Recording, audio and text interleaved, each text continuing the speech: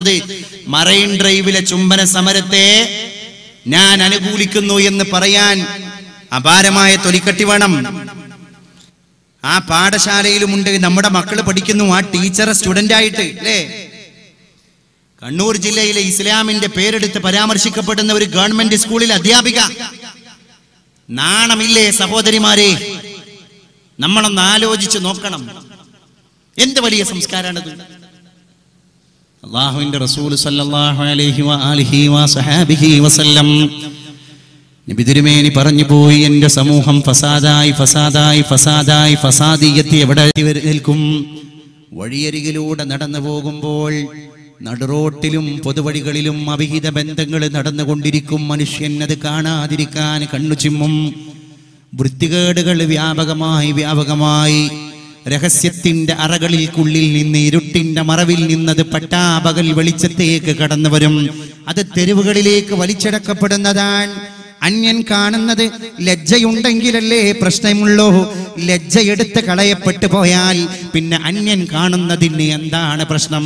കൊച്ചിയിലെ മറൈൻ ഡ്രൈവിലേക്ക് കടന്നു വന്നവൾക്ക് ലജ്ജയില്ലാത്തത് കൊണ്ടാണ് പരസ്യമായിട്ട് തന്റെ എതിർലിംഗത്തിൽപ്പെട്ട കാമുകന്റെ മുഖത്ത് ചുംബനം കൊടുക്കാൻ അവൾക്ക് തൊലിക്കട്ടിയുണ്ടായി പോയത്.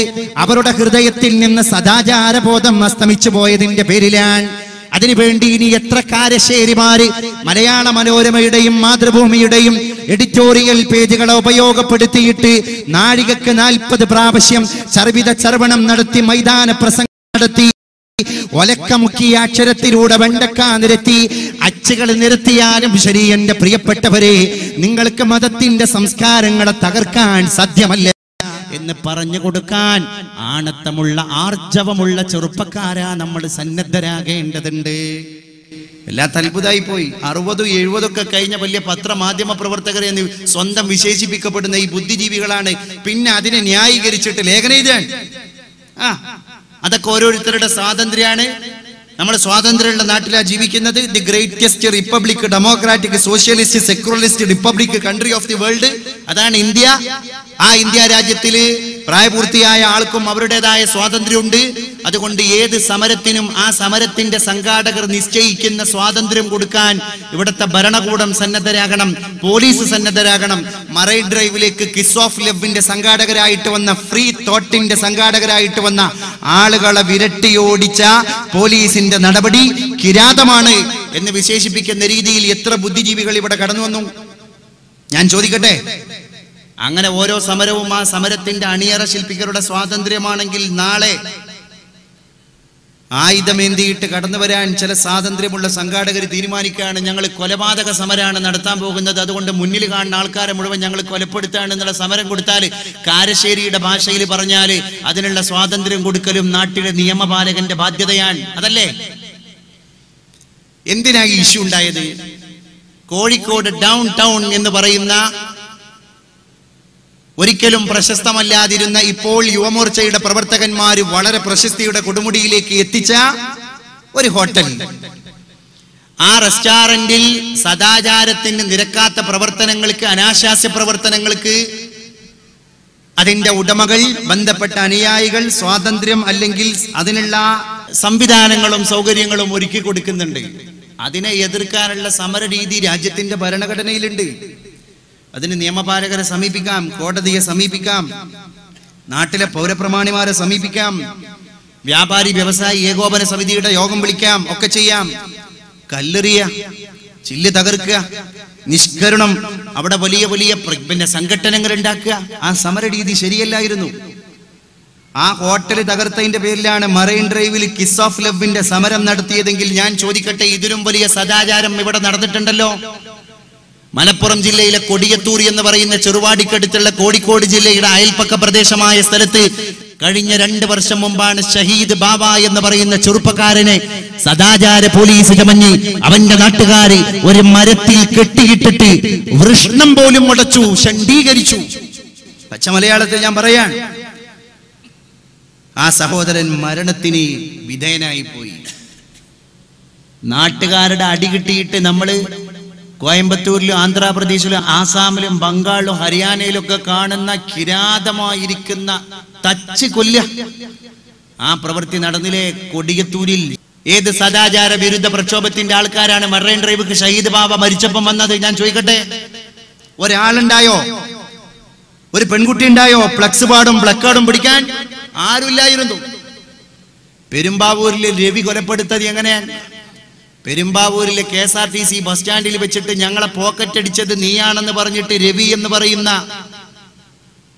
പാവപ്പെട്ട ഇന്നസെന്റായ നിരപരാധിയായ ഒരു മനുഷ്യനെ ആ നാട്ടുകാർ മുഴുവൻ തല്ലിച്ചതച്ച് അവസാനം അദ്ദേഹം മരണത്തിലേക്ക് വലിച്ചഴക്കപ്പെടുകയുണ്ടായി. രവി സദാചാര പോലീസിന്റെ ഇരയായിരുന്നു. ആ സദാചാര പോലീസിനെതിരെ ഒരു മറൈൻ ഡ്രൈവും ഉണർന്നില്ല അല്ലേ? എന്നിട്ട് മറൈൻ ഡ്രൈവിലേക്ക് വന്നപ്പോ അതിനെ ന്യായിക ആൾക്കാർ. അതിലും വലിയ രസം, ഈ മറൈൻ ഡ്രൈവിൽ ചുംബന സമരം നടത്തിയിട്ട് പോലീസ് പിക്കപ്പ് ഇട്ടിട്ട് പിടിച്ച് പോലീസ് വാനിലിട്ട് പിടിച്ച് കൊണ്ടുവന്ന ആളുകളുടെ കൂട്ടത്തിലുണ്ട് ഒരു 70 വയസ്സായ കാക്ക. സുബ്ഹാനല്ലാഹ്, മൂപ്പർക്കൊക്കെ എന്താണാവോ? നിങ്ങളൊന്ന് ആലോചിച്ചു എന്ന് പറഞ്ഞാൽ എന്റെ സമൂഹം പ്രായഭേദമന്യേ ദുഷിക്കും. ആ ദുഷിച്ചതിന്റെ ഏറ്റവും റിയാലിറ്റി മരിക്കാത്ത ഇപ്പോഴും ചൂടപ്പം പോലെ നിലനിന്നുകൊണ്ടിരിക്കുന്ന ഒരു എവിഡന്റ്, അതാണ് മറൈൻ ഡ്രൈവിലെ ഇഷ്യൂ. അതുകൊണ്ടാണ് ഞാൻ ഇത് അടിവരയിട്ട് പറയാൻ കാരണം. ഇത് ചില്ലറ കാര്യമല്ല. അതെന്താ അറിയോ?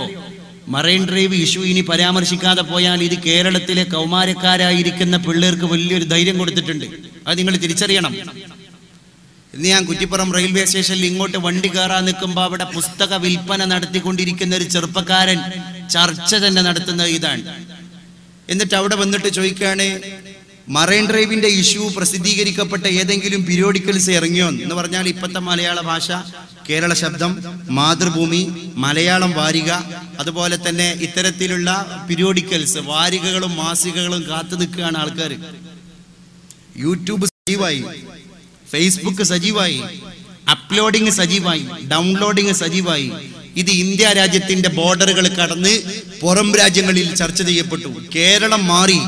അതിലും വലിയ രസം, വിനീത നായർ എന്ന് പറയുന്ന ഒരു പെൺകൊടി മനോജ് എന്ന് പറയുന്ന ചെറുപ്പക്കാരനെ ചുംബിച്ചതിന്റെ രംഗം ഫാത്തിമ മനോജിനെ ചുംബിക്കുന്ന രംഗം എന്നായിരുന്നു അല്ലേ? വിനീതയെ ഫാത്തിമ വൽക്കരിക്കുന്നതിന്റെ പത്ര ധാർഷ്ട്യം നമ്മൾ തിരിച്ചറിയണം. അപ്പൊ ഇതിനെ ഒരു കമ്മ്യൂണൽ ഇഷ്യൂ ആക്കാനുള്ള ഇതടക്കം നടന്നുകൊണ്ടിരിക്കുന്നുണ്ട്. ഞാൻ വേദനയോട് കൂടെ പറയാണ്. അതിന്റെ ലക്ഷ്യം എന്തിനായിരുന്നു? അപ്പൊ എന്താ, ഇനിയെങ്കിലും അച്ചടക്കത്തിന് പോകുന്ന കുടുംബ സംവിധാനങ്ങൾ ഉണ്ടെങ്കിൽ അതും തകരണം എന്ന് ലക്ഷ്യം വെക്കുന്ന ചില മാധ്യമ പട കേരളത്തിന്റെ അണിയറ ശില്പികളായിട്ട് നടന്നുകൊണ്ടിരിക്കുകയാണ്. ഈ മാധ്യമങ്ങളാണ് നമ്മുടെ പിള്ളേരെ മുഴുവൻ വഷളാക്കുന്നത്. ഇല്ലെങ്കിൽ കണ്ണൂരിലെ പിള്ളേരെ കണ്ടുക്കോ, മാഹിയിലെ പെൺകുട്ടികളെ കണ്ടുക്കോ, കാസർഗോഡത്തെ പെൺകുട്ടികളെ കണ്ടുക്കോ എന്നുള്ള വരി കേരളത്തിന്റെ ബോർഡർ വിട്ടിട്ട് ഇറ്റാകാൻ പാടില്ലായിരുന്നു. അത് മാധ്യമങ്ങൾ ഏറ്റെടുത്തതാണ്. അവസാനം തിരുവനന്തപുരത്തിന്റെ സ്റ്റുഡിയോയിൽ നിന്ന് എത്ര ചാനലുകാര് ഈ പെൺകുട്ടികളെ തേടി വന്നു ഒന്ന് ഇന്റർവ്യൂ നടത്താൻ. ഈ വൃത്തികെട്ട വരികൾ എഴുതി വെച്ച പെൺകുട്ടികളൊന്ന് ഇന്റർവ്യൂ നടത്താൻ എത്ര പത്രമാധ്യമ പ്രവർത്തകർ കടന്നു വന്നു കേരളത്തിൽ. അതെന്താ? ഞാൻ പറയുന്നു, മുഖ്യധാരയ്ക്ക് വിരുദ്ധമായിട്ട് ഇവിടെ എന്ത് നടന്നാലും അതിനെ ഏറ്റുപിടിക്കാൻ ഒരു മാധ്യമ അജണ്ടയുണ്ട്. ആ മാധ്യമ അജണ്ടയുടെ ഏറ്റവും വലിയ ബലിയാടാണ് ഇന്നത്തെ മുസ്ലിം കുടുംബിനി. ഞാൻ തുറന്നു പറയാൻ, കോഴിക്കോട് വന്നിട്ട് ഈ അടുത്ത് ഓടിക്കൊണ്ടിരിക്കുന്ന ഒരു സീരിയലിന്റെ, വളരെ പോപ്പുലർ ആയിക്കൊണ്ടിരിക്കുന്ന ഒരു സീരിയലിന്റെ ഡയറക്ടർ വന്നാണ്ട് പറഞ്ഞത്, മലബാറിലെ ഉമ്മമാരാണ് ഞങ്ങളുടെ സീരിയലിനെ വിജയിപ്പിക്കുന്നത്. ആ മലബാറിലെ ഉമ്മമാരെങ്ങാനും ഇത് വേണ്ട എന്ന് വെച്ചിരുന്നെങ്കിൽ സീരിയൽ പ്രസ്ഥാനം തന്നെ പൂട്ടിപ്പോകുമായിരുന്നു. എന്റെ ഉമ്മ, എന്റെ പെങ്ങളെ, ആരാണ് ഇവർക്ക് വളം വെച്ചു കൊടുക്കുന്നത് എന്ന് നമ്മൾ തിരിച്ചറിയണം. ഏറ്റവും വലിയ അനാശാസ്യങ്ങൾക്ക് കൊടപിടിക്കുന്നത് നമ്മളാണ്. നിങ്ങൾ ആലോചിച്ച് നോക്കണം. ഇതുപോലെ തന്നെ റേഡിയോയിൽ കോളിംഗ് പരിപാടി നടക്കുകയാണെങ്കിൽ എവിടുന്നായാലും ശരി, പത്തനംതിട്ടയിലാണെങ്കിലും ഒരു പാട്ടിന് ഡെഡിക്കേഷൻ ആവശ്യപ്പെട്ടിട്ട് റേഡിയോക്ക് കോള് വരുന്നത് മുസ്ലിങ്ങൾ തെരഞ്ഞാൽ പോലും കാണാത്ത പത്തനംതിട്ടയിൽ നിന്നും ഏതെങ്കിലും ഒരു ഫാത്തിമ, ഒരു സൈനബ, ഒരു ഖദീജ ആയിരിക്കും. കാരണം വെറുതെ ഇരിക്കുന്ന ടീം അവരാണ് അല്ലേ? ചാനലുകളിൽ ചർച്ച ചെയ്യപ്പെട്ടില്ലേ? എവിടെയാണ് ഇനി ഇവള് ചർച്ച ചെയ്യപ്പെടാതിരിക്കാൻ? എല്ലാ ഭാഗത്തും ചർച്ച ചെയ്യപ്പെട്ടു. അതുകൊണ്ടാണ് എന്റെ പ്രിയപ്പെട്ടവരെ, more humans but less humanity. ഒരുപാട് ആളുകളെ കാണുന്നു നമ്മൾ. ഇന്ന് ആളുകൾക്ക് പഞ്ഞമില്ല, ആളുകൾക്ക് ഇന്ന് പഞ്ഞമില്ല. പക്ഷേ ലെസ് ഹ്യൂമനിറ്റി, മനുഷ്യന്